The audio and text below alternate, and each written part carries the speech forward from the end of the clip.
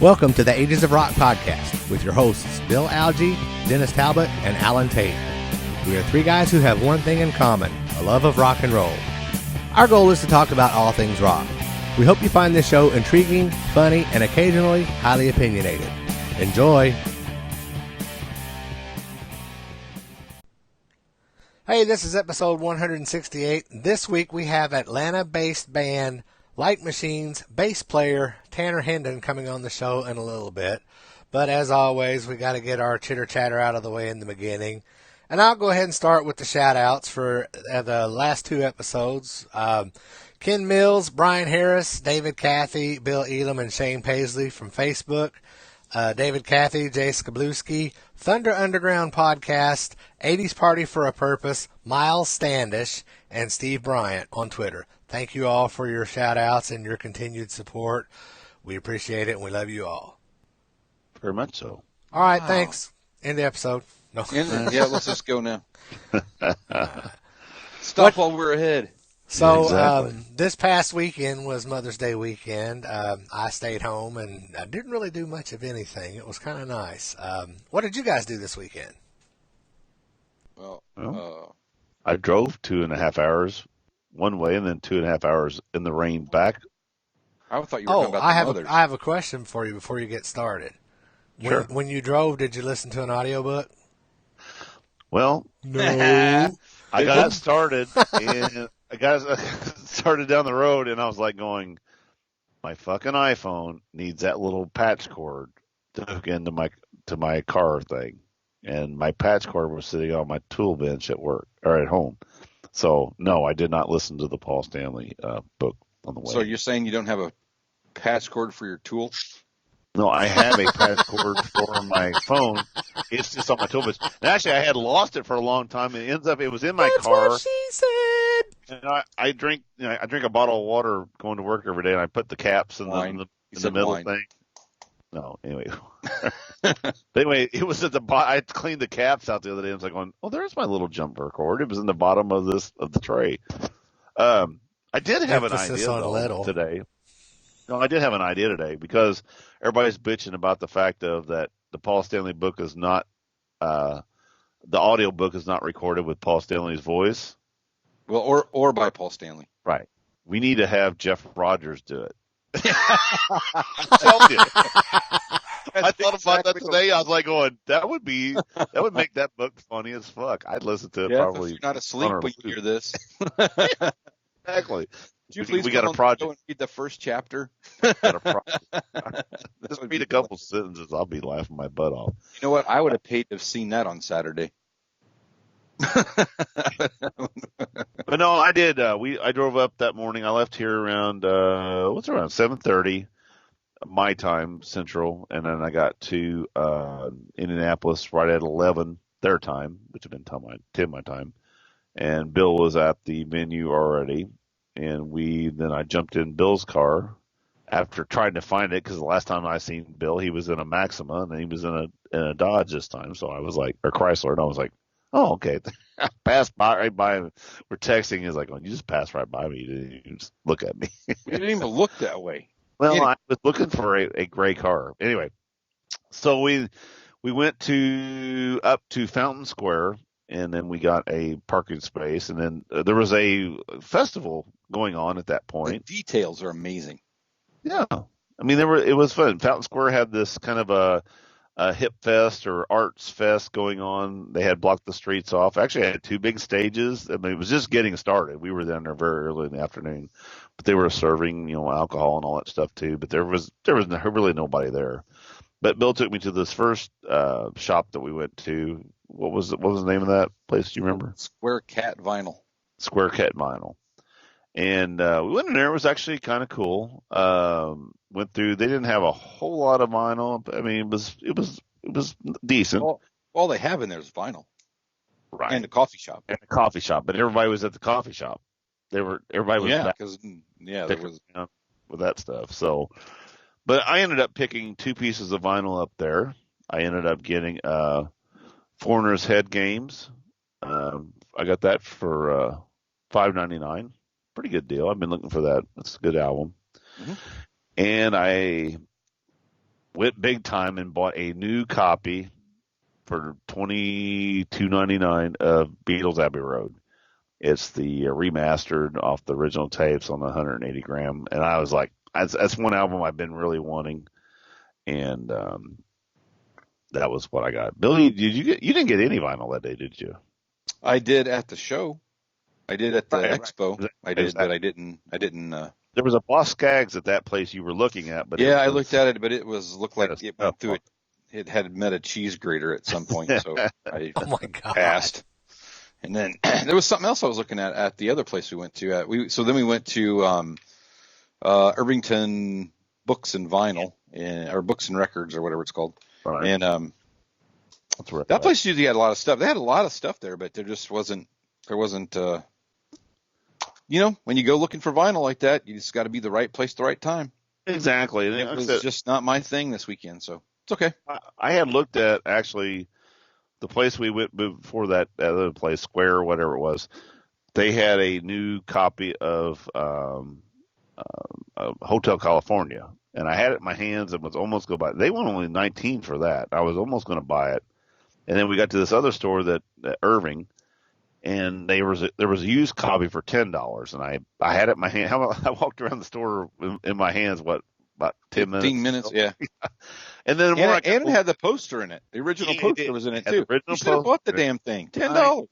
But the thing was, it had been wet, so the album itself, not the record, but the cover was kind of warped a little bit. It had a stain on it. And the record didn't look too bad, but I was thinking, man, for $10, I could spend $9 more and get a brand new copy. But I did buy there for $4.99. I got the Best of Joe Walsh, which is a really good album. It's got, of course, you got Turn the Stone, Rocky Mountain Way, Funk 49, Walk Away. Good tunes. Does it have ILBT on it? Has what? ILBT. ILBT. I Love Big Tits. No. Well, then you should take it back. Oh. Anyway, so that's I only got 3 records, but it was a good time. And then we went down to this pizza place. We walked down the street. We walked, and we walked a little more because we thought that was just right around the corner. Yeah, but we found a pizza joint, and we sat there and had we had a sandwich, and then we headed on back to the Kiss Expo. Yep. And, had no trouble finding parking. Yeah. Walked in there. And then we were kind of confused. Well, then we were kind of confused because we walked in where we were originally, Alan, in that big, that side place that was so hot when the temperature was like 5 degrees. There was nobody there.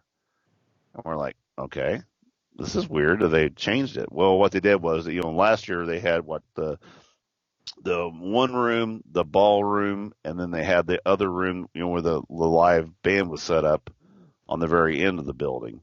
Well, this year, that room was empty.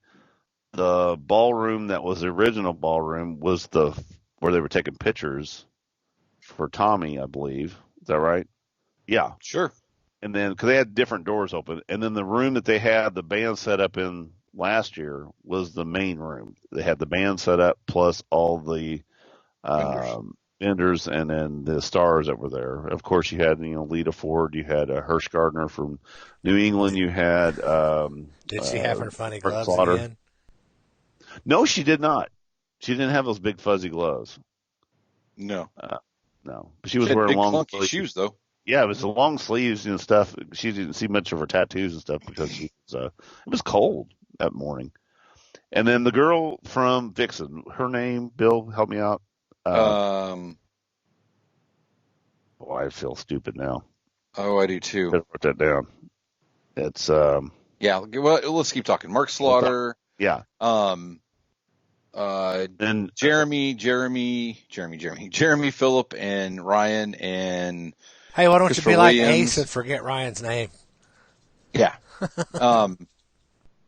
And then Christopher Williams was there. E.T. Brown came by. Right. The guy with the costumes was there on the corner. Then there was a guy at the T-shirt shop that's doing the early Kiss T-shirts was there. T-shop. Yeah, Click Tea Shop. He's got where some I got cool my stuff. hat. So if you can't see it, it's the hat is the logo from the first Gene costume. And that I would got be a a skull and crossbone. skull and crossbones. That's correct. And I got a. I also have a Samuel T. Serpent T-shirt as well. Oh, you bought that for me. What a nice guy you are. I did. And it's good stuff. If you go to Click KlickTeeshop.com. These guys have put out some really, really cool stuff, and you should buy it because it's cool. Yeah, they got the early yellow shirt that has mothers on it with the woman, giving the finger that one that Ace was wearing early on in some of the early shots. They have that one, and they got that was a new thing. That was new, and so was the hat. This hat was new. And then, of course, the Kiss My Wax guys were there. Your friend Jason and Andrew were there. And then our friend Julian Gill, he was there. They had his table set up, and they were back in the corner. Those two guys beside each other in a corner facing Nobody the wall. Nobody puts Julian in a corner. I said that. Bill, that's exactly what I did. I was laughing my balls off, too, when he said that. But they put our friends from from Podcast Rock City. They just threw them out. They were out in the corridor. They asked to be. I know they did. I'm just trying to make it interesting. I know. So anyway, they were out. They were outside. You just killed it for me. Thanks, man. Appreciate it. I don't want to. But I want to tell you about Mark Slaughter. So, yes. Last year I wanted to buy the Hey There, or whatever the new album's called. I think this is the one that's got Hey There on it. The new Mark Slaughter record, and went to get it. They didn't have them, and then they got them last year after the venue the expo had opened. We got really busy with some podcast stuff. I went back in to get it, and it was already gone, so I didn't get it. So this year I got it. They said Mark will sign it for free, get a photo with him. I said perfect. So I waited around. Well, in the meantime, I'm out talking to Joe and Dennis. We're out there talking at the Rockin' Pod. I mean, not the Rockin' Pod shit, at the Podcast Rock City table, and we were like, you know what? I think we could get. Well, okay. So first of all, we walk in and Vinny. God dang it! I'm on the struggle bus. Mark is playing a pink Flying V, and shredding on a pink Flying V. So take that. Yeah. So we were talking about that, and we were like, I think we could get 60 people in this building to pay $300 to watch Mark play that across the street from the record label that he's going to be recording studio. He's going to be playing out on the same night. Right. And we were like, that's a great idea. So we started talking about it. We were whatever. So I said, well, when I meet Mark later, I'm going to tell Mark I'm going to tell Mark about that idea. So I go tell Mark. And let me break in here real quick. And we were standing out there also talking to Britt Lightning, who was the girl from Vixen. I did a little Google there. Anyway, she was standing there when we were talking about. This was later. That was later. Was that later? Okay. That was later. Anyway, well, Britt so I go get my record signed, and I said, and Mark goes, so what's going on? I said, well, we got this little idea we were thinking about. So there's a couple of us out there that were thinking about, we think we could raise enough money in this room probably to, I don't know, pay for you to play across from Vinny's show on that night. About $300 a person, 60 people. He goes, holy shit. And he goes like, you think we could do that? And I'm like, yeah, I think we could get people to do that. And he goes, that's awesome. He goes, man, that's really good. That's a great idea. That's a really great idea. He goes, that's a great idea. And I said, you got to play that pink Flying V. He goes, that's a great idea. And I said, okay, well, I said, well, and he went to open my record, and he had a pick, a Mark Slaughter pick that he was slicing the record open with, and he goes, I said, hey, you want to use mine? And had one of our podcast picks, and he goes, hey, where'd you get that? And I said, that's a podcast pick. And he goes, oh, whose podcast? I said, well, me and a couple of buddies. And he said, oh, cool. Well, why don't you? Oh, that's kind of flimsy. I'm like, oh, seriously, dude? And he goes, why don't you take my pick and I'll keep yours? I'm like, okay. That'll work. That's kind of cool. So later, we're standing outside, and it's Joe and Britt. Right. Lightning. And, and Mark comes out, and he walks by, and I said, so what are you thinking? He goes, okay, I've been thinking about you guys' idea. So we want to do this the right way. So we're going to raise money for St. Jude. We won't charge anybody. We'll just pass something around, and any money we raise, we'll give it to St. Jude, write a big check. And I'm like, oh shit. He's like really trying to figure out. He goes, get me Get me a flatbed, get me a generator and an amp. He goes, I got a generator. I got the generator. I'm like, oh shit, we kind of created a monster. And Bill looked at me like, going, could we get this thing together? And I go, I don't know. Is there any way we can pull this off? And he goes, I don't think so. We don't even live down there. I'm like, we got to get like a permit, and we got to get, yeah, not going to go well. So that would be cool. Would that be cool to pull that off? That would be wicked cool. Hilarious. That'd be hilarious, is what it would be. Oh, it totally would be hilarious. Problem is, once we set this up, Vinny's going to cancel his show, so it'll just be a slaughter. Be even better. That will be even better. Exactly. But it was a great time, and we saw some cool stuff, and I know we're getting close to getting our guest on here, so we'll have to talk about it probably later. But we did see some good. Yeah, it was okay. A lot lighter people there, lighter group of people there than last time. Not as many. I wouldn't even say half, probably a third. And props out to all of our buddies in the Ace Frehley band, Rich Kozak. We talked to him for a while. And like I said, seeing Hirsch Gardner and hearing some New England songs was great for me. So.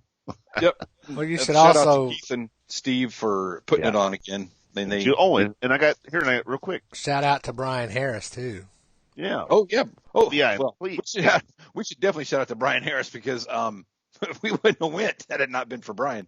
And I also picked this up, and Bill got one also. We got the new Kiss on Tour Into the Road Leg 1 tour. We got to talk about Julian. That, 'cause there's stuff in there I didn't know. Yeah, I'm going to read through it. And then we also had, of course, I didn't get my last one signed, but Julian signed this one here. So anyway, it's good to see Julian hanging out with him. So we got to go because we got a guest. Yeah. All right, Tanner, how you doing? I'm doing great, guys. How are y'all? Good, man. Great. Not bad for a Monday. Right. So tell us about the Like Machines. Yeah. So my name's Tanner Hendon. I play bass in Like Machines. We're a new rock trio out of Atlanta, Georgia. And we used to be called The Stir, so some people might know us as that. It's the same lineup, same band. We're still going to play the same songs. We just felt we needed a name change for certain reasons. And so back in April, we changed our name and released our first single under the new name called Kaiser with a video. And we got more coming real soon. Cool. The new song's good, man. Thank you. Thank you. Very good. My buddy loves that video. He said they should use that for like a recruiter kind of thing. Yeah, right. No, he liked it a lot. No, it looked like an 80s kind of video. Looks like from one of back then. It's cool. Well, kind of retro looking. Yeah, I mean, we've never done I don't think anybody in our band has ever done any kind of animated video. So, it was definitely like a first for all of us. And, we helped him get the concept, but, really got to give it to the animator. I mean, he crushed it. A guy named Jonathan Stearns, his company Channel B4 did it. He's out in LA. And, he did a great job. We hunted down a couple different animators and stumbled upon him and really liked it. And then a buddy of ours here in Atlanta shot some of the live footage that's in there. And, he put it together. Well, cool. Can you tell the audience what the concept behind the video and the song itself is?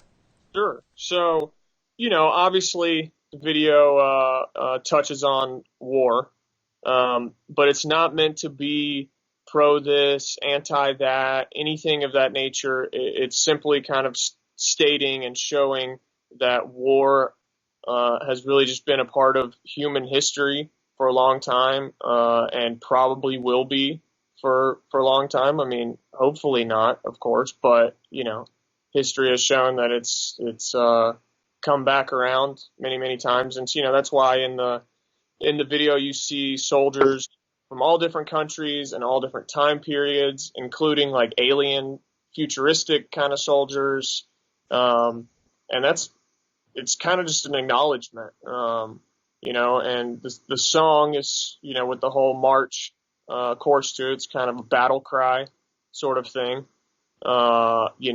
Live it definitely, gets the energy up, and, that song is super fun to play live because some people are like, super into it, and then other people are like, "What the fuck is this?" That's the reaction you want. Yeah, especially like we've been opening with that for a while, and especially people that don't know us, and we open with that, and they're just like, "Okay, I think this is cool, but it's kind of weird, So, but it is in your face. I mean, that's the cool part. Yeah.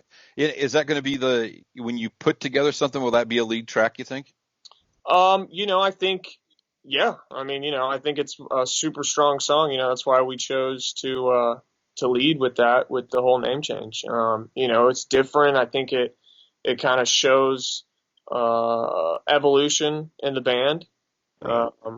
So, I think I don't know, man. I've seen the video, a million times at this point, through the whole revisions process and all that, but I still go back and watch it. I mean, and like I said, it's hard. We can't take too much credit for it because, I mean, the animator just really killed it. So I hope that the video remains, the numbers keep growing and all that. Did you give him a kind of an outline of what to do, and then he went from there, or did you just kind of say, listen to the song and go with that? Well, we had lots of lengthy conversations on, what we wanted. The lyrics to the song kind of speak for themselves, you know what I mean?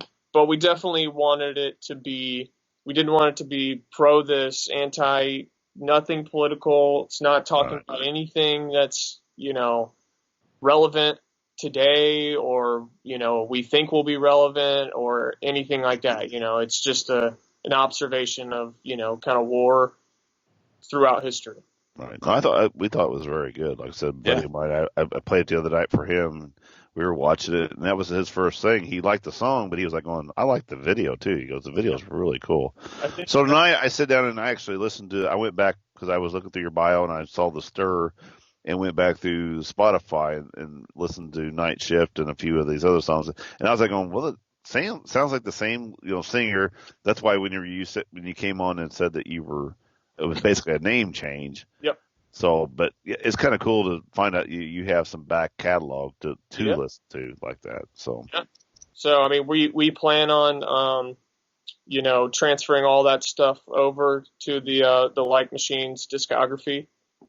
We just kind of wanted to, have a clean change for the moment and get some momentum rolling and really show that, it was a name change, and we just thought it would be a little more obvious by doing it without the, at first. But, all of that is, like you said, I mean, it's the same lineup. Yeah. Style really hasn't changed other than, normal band evolution. And, we still love that EP. So how long were you the Stir? Man, I mean, I don't even know when we kind of started because it kind of started as, I don't want to say a side project, but like everyone in the band was like in other bands too, that were busier than the Stir at the time. And then once we put the EP out, things really kind of started rolling. But I would say, like 2015, we really kind of like formed the Stir and started playing shows and things of that nature. But it was kind of a slow burn, if that makes sense. Kind of Yeah. Now, who are the other members of the band, and what instruments did they play?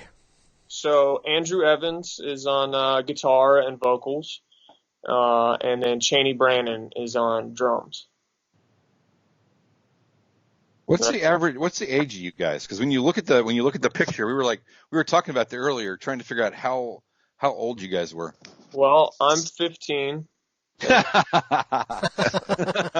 We all are too in our mind. But I mean, we were talking about it, and somebody goes, "Oh, we're interviewing the bass or the bass player," and I said, "Well," we're like, "Well, but we don't know really which one it is," and it's like, "Oh, it's that guy," and I'm like, I don't. So I'm not. I'll put it this way: I'm not going to name ages. Oh no, that's okay. But we're all age is just a number, and we're all old enough to drink. I'll put it that way.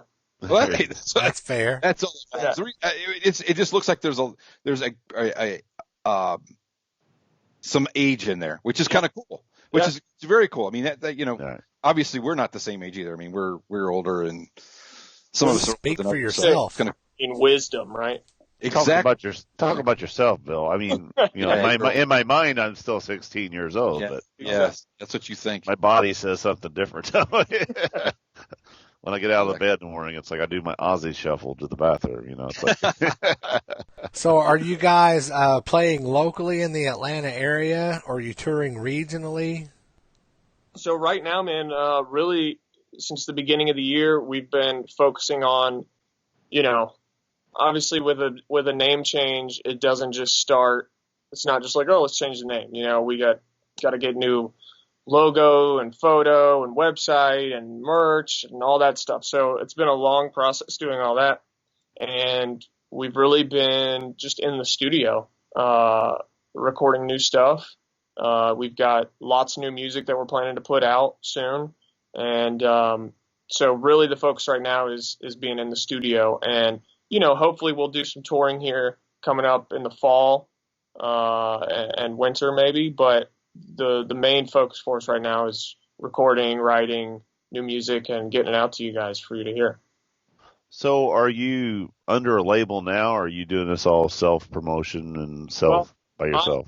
I actually have a label called Madison Records, so, a little of both. Can you say the name of that record label again? Madison Records. Thank you. Okay. No, that's good, because whenever we talk to people like you guys that are doing this stuff out there now, the days of the record labels and the way that the old business ran is not the same way it happens now. Definitely not. So that's why every time we have somebody on here of a band that we're just getting familiar with, we ask that same question, because everybody has their different way they're going through it and how they're attacking, because there's really no set plan anymore. Everybody has, it's almost like the Wild West, and you got to kind of figure out how you're going to do it, which way you're going to go, how you're going to do it, who's going to help you. You took the words right out of my mouth, man. I mean, it really is the Wild Wild West, and there's no rules, and it's just find your lane, find your own fans. There's 6 billion people, at least on the planet. If you can get 1 million to like you, you're doing pretty good. And I try to keep that in focus, because when you don't look at it like that, 1 million people seems like a lot, and it is a lot. But if you can just find that group of people, in each city that digs you, then, and however you want to do that, whether it's, flyers on the street or Instagram posts or CDs or vinyl or streaming or, whatever works for your fan base, and each artist is a little different. So do you use social media and the internet as your base, as your main way of getting things out? I mean that is the way to do it. Of course, who isn't on social media, but there's, at the same time, live shows is there's, you can never beat like face-to-face contact. And when I say live shows, I mean, of course, playing, but also, interacting with the fans at the shows, at the merch booth, before and after the shows, just saying what's up, and like, we love doing that. I hate it when bands are, not into, like, they think they're like too good for their fans, and, look, I get at a certain point, there's so many people out in the crowd that if you go to the merch table, you're going to get mobbed.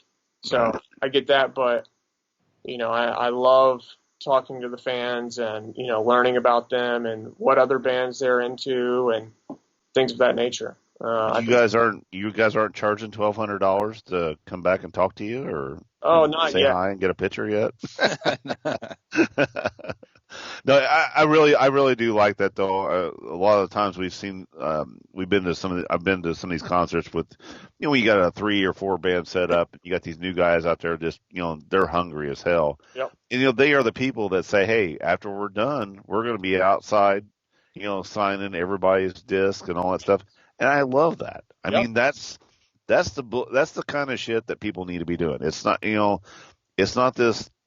You're not going to get a base of fans without actually interacting with your fans. Oh, absolutely. Period. Yeah, so. Hey, is this screen okay behind me? Is it like? Oh, you're fine. No, you're fine. You're fine. Sorry, Tanner. What kind of music are you guys into? I mean, what are you into other than obviously machines? But what are you listening to?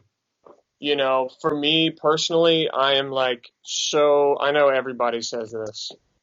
But like I'm so across the board, it's insane. I mean, you'll probably laugh at me, but like anywhere from Justin Bieber to Pantera, I mean, like I like it all. There's nothing wrong with that at all. No, that's cool. It's good. But I would say some big bands that like influence us are like Soundgarden, STP, Pantera is a big one. There's a new band called All Them Witches that we really love. And Collective Soul, who we've done some touring with. They're an Atlanta band and good buddies of ours. So, I would say kind of a lot of 90s rock, we're definitely into. But if it's good, it's good, man. I enjoy working on all kinds of music.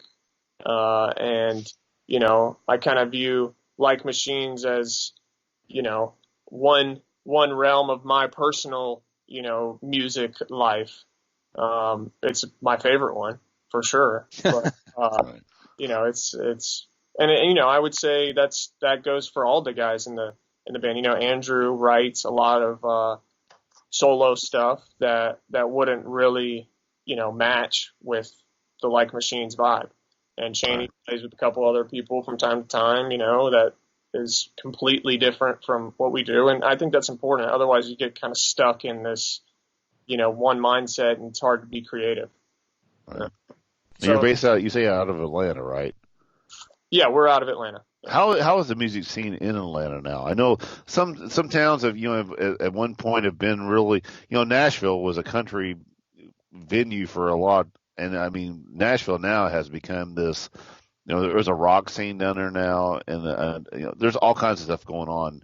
Atlanta, is it growing? Oh, 100%, man. The music scene in Atlanta is awesome. I mean, cool. Throughout Atlanta's history, it's kind of gone down in the music thing, but like in the 90s, it was massive with what was it called? LaFace Records, with like, Dallas Austin producing, and, what were they called? TLC, was out here, and a lot of, urban, R&B kind of stuff. And I mean, Atlanta's still huge for hip hop. And, but as far as the rock scene and other, scenes, huge amounts of artists in Atlanta. That's good. Artists. There's like, it pisses me off when people say, "Oh, there's no place to play in Atlanta." I'm like, dude, I could name like 14 places, in 5 seconds that you could play in Atlanta, that are awesome venues. Like, I've played some pretty shitty venues across the United States. There's some in every town. You must have been in Evansville. There's some in Nashville too. Yeah, there's some shitty places there too. Of course there's shitty places here too, but it's a thriving music scene for sure. That's good though. I mean, because I had a friend of mine who they have a band here, and they were thinking about moving to California, and I don't know what town they were at in California, but they were like going, "There's just nothing out here. It's all DJs and this and that, and like you said, they go through valleys and hills of way things are, and at that point they were like that. That's why I didn't know how Atlanta had been, but like I said, Nashville's got to be the point where now it's fun to go down there. Dude, everyone's moving to Nashville. In the music God, it's just. But also in Atlanta, they're shooting all kinds of films and TV shows here nowadays too, which is different from like a band sort of scene, but it brings a lot of creative people here. Yeah, you know? and they need music. They Yep. need music for these shows. Yep. So it's that's a whole other category. Yep. Absolutely. Yeah, because you never know when somebody's going to hear something local and go, right. That would be great in a scene from Walking Dead. 100%. it's like, yes, it would. So Absolutely. Circling back to the Like Machine, is there a story behind the name, or is it just something y'all come up with because it sounds pretty cool? Well, actually, it was or is a song title, and that's really where it originated from. A song that we have. So, when we decided we wanted to change the name, I don't know if any of y'all. You look like two of you have guitars in the background. No, all three of you have guitars in the background. So I'm sure you probably played in bands. It sucks coming up with a band name. Oh, dude, Especially these days. Alan and I are we're starting now. we're starting a new project, and we're still right now we're the Hounds. Yeah, but we don't know what we're gonna do. And a guitar player. That's probably taken.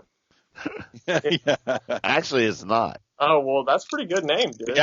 We actually did a search, and there's I don't think you need to spend the money to trademark that, man. You let that go. Shit. Anyway. I mean, it's just so hard to come up with a band name that you like or that isn't taken or whatever. So we thought about it, and I don't know. Like Machines, like I said, it was already a song title that we had, so it already kind of felt a part of us, and it didn't seem like we were taking some huge leap off into some new name because it was already, kind of in our discography, in our camp, a song title. We'd said it a million times already, and so it just stuck. And we also like, there's a lot of different kind of interpretations you can do of it. It can be, meaning similar to machines, how we as humans, we try to be like machines, we try to go all the time and, don't take care of our bodies and, things of that nature and, think we just need to work and not sleep and blah, blah, blah. I'm sure we're all guilty of it. And then, the opposite where we make, these machines very human-like, with Siri and Alexa and, all the AI stuff that is to come, I mean, that's just one, interpretation that we like of it. It's kind of like in our logo, we've got the eyeball that has the gear around it. It's kind of like a human element in a machine. In a machine, yeah. I like it. It's funny. That's I was telling Alan right before he got on. I said, I was doing some research on these guys. That logo is really pretty cool, and it's got that eyeball, and the logo is really cool, man. It's a great job. Well, thank you. I mean, like I said, but that's one. There's you could interpret it in a million different ways, and that's what we liked about it because we can one tour we can interpret it this way, and then the next tour we can kind of interpret it another way and base the show around it and whatever So exactly, cool. That's awesome. So you guys got anything coming up as far as little tours or any kind of run of shows outside of Atlanta? Like I said, nothing planned at the moment. Okay. We're definitely working on getting there. But the plan right now is just to write, record, release. So we've got a bunch of stuff that's finished already that we've got coming in the pipeline very soon. I'm not going to drop a date for you yet, but it's very soon. So there'll be songs, including with Kaiser. You have an album as far as that's concerned. Right. Okay, so, that'd be awesome. We're gonna continue to release music throughout the rest of the year. And I'm not saying there won't be some touring in there, but it'll the main focus is getting new music out under the Like Machines moniker and videos as well. Well, that's cool. Well, like I said, anytime you do release one, let us know and we'll add it to add to our page and help promote and help do, because that's what we do. We help promote people that would, like I said, whenever we find somebody we like to help promote. Where are you guys? Indiana. Okay. All of you? Yeah, different not parts the same, of Indiana, but yes. Different parts of Indiana, but we are in Indiana. Southern and mid, and Bill with the skull cap, he's about halfway up through Indiana. Columbus. We played, let's see. I can't remember the venue, but Pierre's in Fort Wayne. Yeah, that's way on up there. That's way up there, but yeah, that's a drive from Atlanta. Okay, well we were on tour with Fozzy. We've actually played there twice with them. Super cool venue.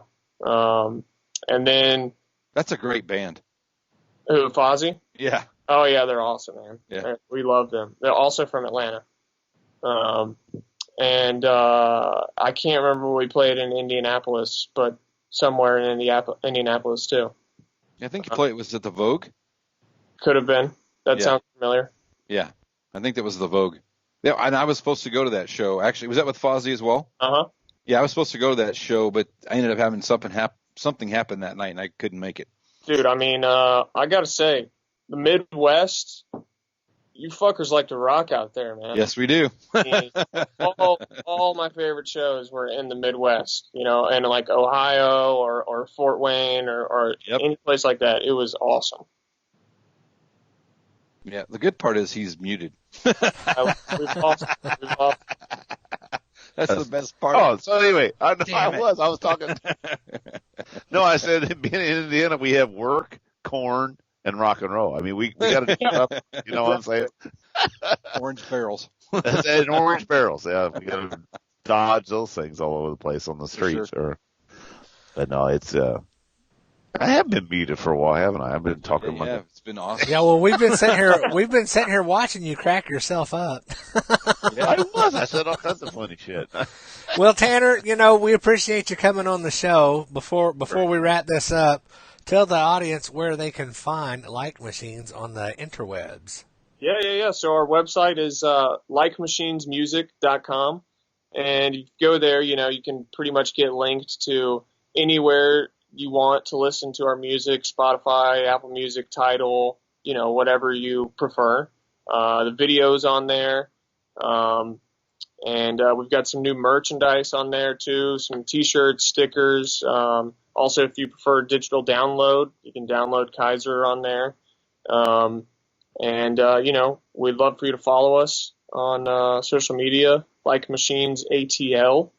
And like I said, we've got lots of new stuff coming out really soon.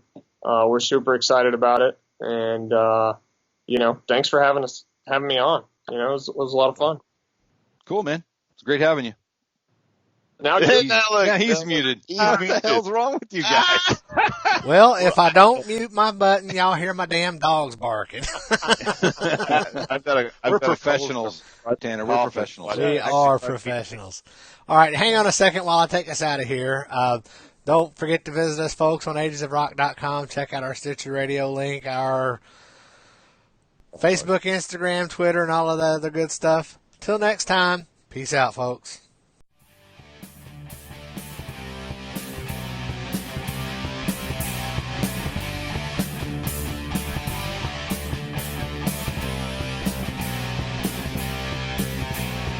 Thanks for listening to the Ages of Rock podcast.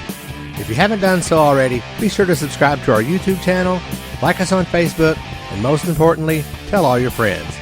Remember, you're never too old to rock. Until the next episode, peace out, folks.